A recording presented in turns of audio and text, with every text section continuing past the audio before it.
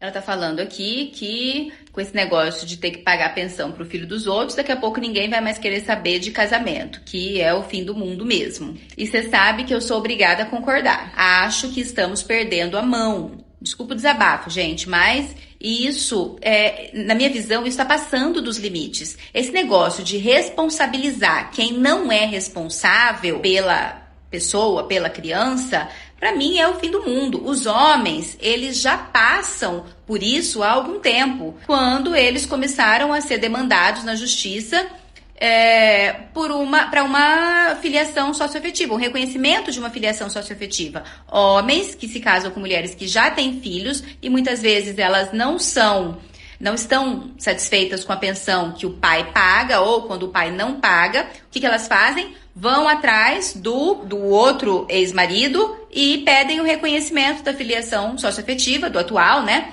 Para que ele pague a pensão pro filho dela. Então, isso já acontece com os homens e agora isso está se voltando contra as próprias mulheres. Nesse caso, por exemplo, essa mulher, ela era casada com um homem, esse caso que eu tô falando que eu falei dias atrás, tá? Num vídeo, quem não viu, dá uma olhadinha lá. A mulher, ela era casada com um homem que já tinha um filho, já pagava uma pensão para esse filho, só que a ex-esposa, a mãe do filho, não estava satisfeita. E aí ele era casado pelo regime da comunhão parcial de bens, o que ela pensou? Bom, metade do que ela ganha é dele, então metade do que ela ganha tem que ser usado para compor o cálculo da pensão do filho dele. E aí ela foi na justiça e buscou isso. Claro que ninguém quer ser responsabilizado, ser obrigado a se responsabilizar pelos filhos dos outros. E eu vejo que a própria comunidade jurídica, né, os tribunais, a justiça e, lógico, os advogados, eles têm parte de culpa nisso. De buscar na justiça, a qualquer custo, alguém que se responsabilize por uma pessoa, por uma criança, por uma situação que a pessoa não é responsável.